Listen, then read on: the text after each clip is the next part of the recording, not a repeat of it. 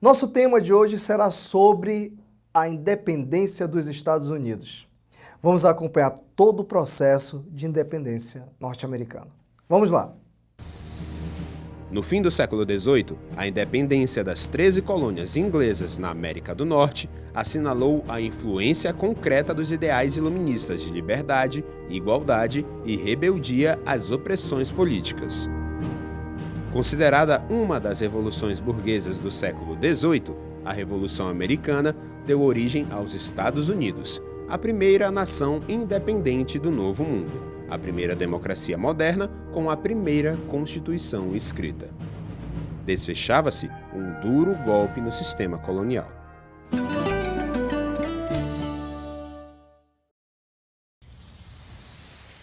O processo de independência das 13 colônias inglesas foi desencadeado com o fim da Guerra dos 7 Anos, conflito que se estendeu de 1756 a 1763, em que a Inglaterra e a França lutaram pelo controle das regiões de exploração colonial na América do Norte e também na Índia. A Inglaterra venceu a guerra, mas as despesas militares deixaram sua economia aos frangalhos. Para recuperar sua economia, a Inglaterra apertou os laços da dominação colonial sobre as 13 colônias americanas. Aumentou vários impostos e taxas e criou leis que tiravam a liberdade dos colonos. A radicalização inglesa provocou a reação da elite colonial americana, que não queria perder a sua autonomia que desfrutava. Acostumada com a negligência britânica em relação às suas colônias, a burguesia americana não aceitou o arroxo que os ingleses queriam impor.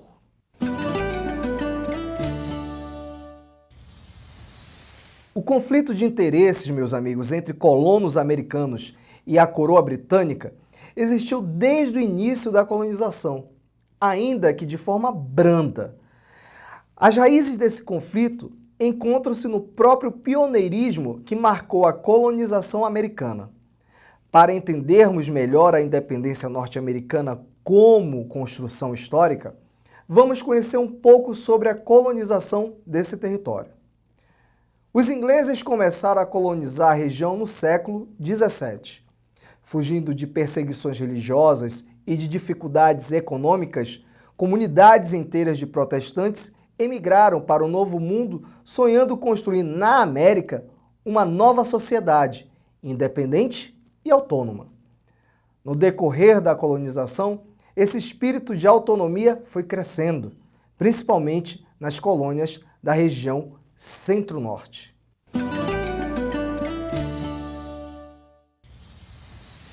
Nas colônias do Centro-Norte, desenvolvia-se uma produção agrícola policultora, baseada na pequena e na média propriedade rural.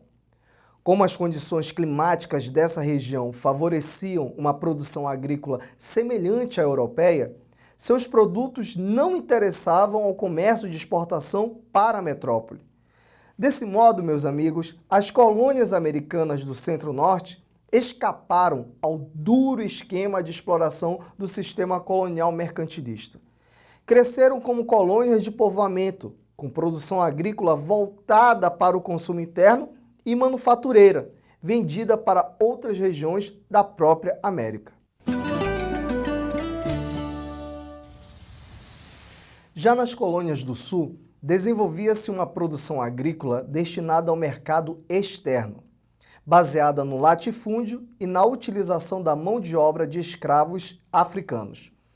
Situadas numa faixa geográfica de clima mais quente, essas colônias especializaram-se em produtos tropicais de exportação, como algodão e tabaco, que correspondiam aos interesses do comércio metropolitano. Assim, desenvolveram-se como colônias de exploração. Mais dependentes da metrópole, as colônias do Sul eram conservadoras e contrárias ao rompimento com a Inglaterra. Contudo, no decorrer do processo de independência, acabaram cedendo às pressões da ativa burguesia da região Centro-Norte.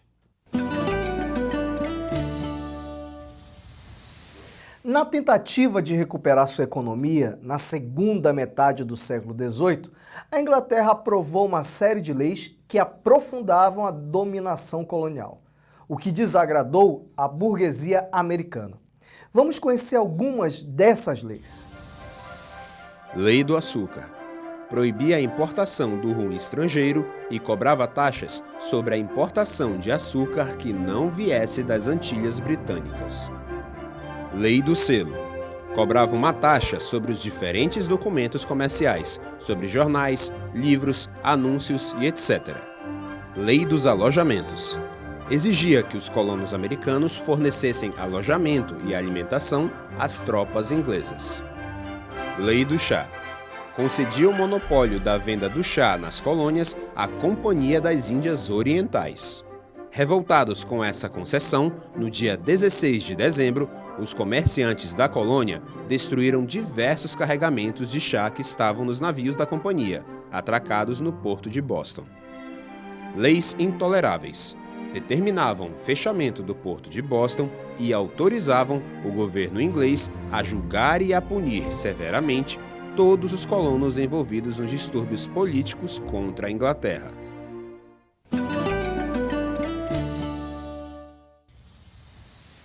Com o objetivo de protestar contra as leis intoleráveis, foi realizado no dia 5 de setembro de 1774 o primeiro Congresso de Filadélfia, contando com a participação dos principais representantes das 13 colônias. Nesse congresso, elaborou-se um documento de protesto, que foi enviado ao governo inglês. A Inglaterra, porém, não estava disposta a fazer concessões. O choque tornou-se inevitável. A burguesia colonial americana entendeu que a luta pela independência era a única alternativa para se livrar da dominação inglesa.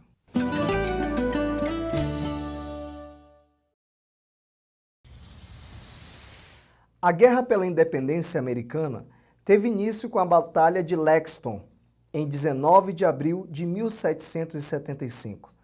Nesse dia, tropas inglesas, comandadas pelo general Gage, tentaram destruir um depósito de armas controlado pelos rebeldes americanos.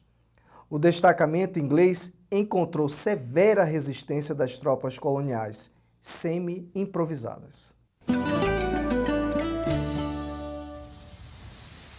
Em maio de 1775, realizou-se o segundo Congresso da Filadélfia, que conclamou os cidadãos às armas e nomeou George Washington comandante das tropas americanas.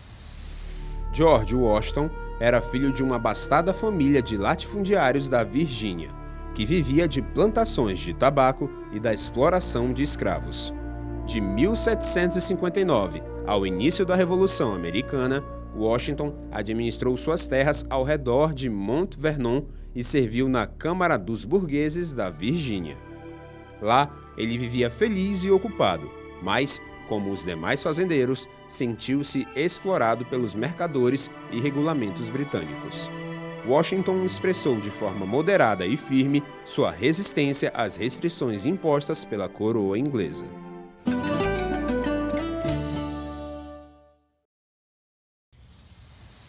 No dia 4 de julho de 1776, a independência dos Estados Unidos foi declarada oficialmente.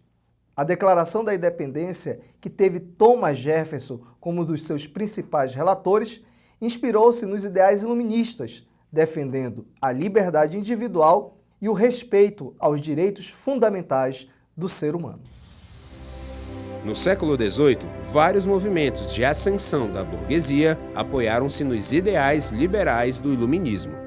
No caso da independência das 13 colônias, as ideias do iluminista inglês John Locke tiveram grande influência. Liberdade e igualdade, contrato entre governantes e governados, autonomia entre os poderes de Estado, direito à revolta e outras consideradas básicas para a liberdade humana.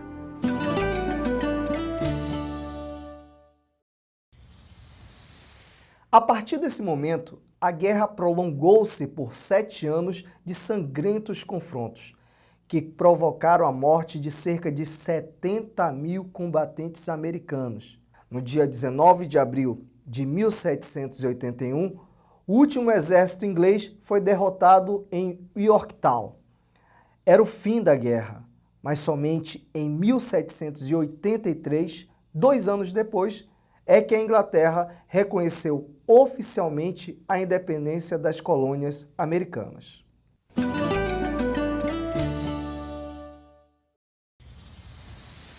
Podemos dividir a guerra pela independência americana em 2 grandes etapas.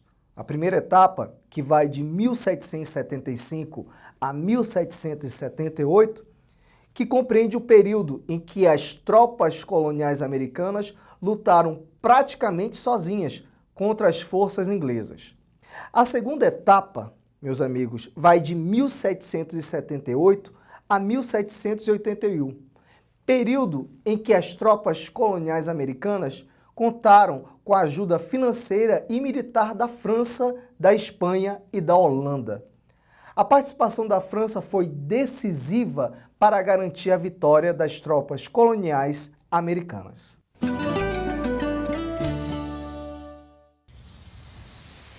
Em 17 de setembro de 1787, foi proclamada a Constituição dos Estados Unidos, primeiro texto constitucional escrito que regula as instituições americanas até os nossos dias.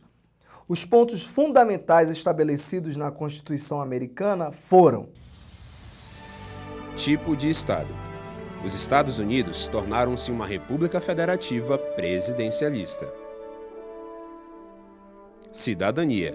Era assegurado o livre exercício dos direitos políticos e civis por meio de normas que garantiam a liberdade de expressão, de imprensa, de crença religiosa, de reunião, a inviolabilidade do domicílio, o direito a julgamento, onde ninguém podia ser preso e condenado sem um devido processo judicial e etc. Tripartição dos poderes. Os poderes do Estado foram separados em Executivo, Legislativo e Judiciário. De acordo com a Constituição americana, cada um dos poderes organizou-se da seguinte maneira: Poder Executivo. O presidente da República tinha um mandato de 4 anos e era o chefe do Executivo e também do Estado, comandante das Forças Armadas, responsável pela harmonia da Federação e pela política exterior. O primeiro presidente dos Estados Unidos foi George Washington. Poder Legislativo. O Legislativo Federal era exercido pelo Congresso, que se dividia em Câmara dos Representantes, os parlamentares eleitos pelo voto popular com mandato de 2 anos, e Senado, parlamentares eleitos pelo voto popular com mandato de 6 anos. Poder Judiciário. A organização mais alta do Judiciário era a Suprema Corte, que tinha como principal papel garantir o cumprimento das normas da Constituição. Bem, meus amigos, chegamos ao final da nossa aula sobre o processo de independência dos Estados Unidos. Espero que vocês tenham acompanhado atentamente os fatos relativos a este tema e procurem se aprofundar cada vez mais nos assuntos da disciplina de História. Até breve!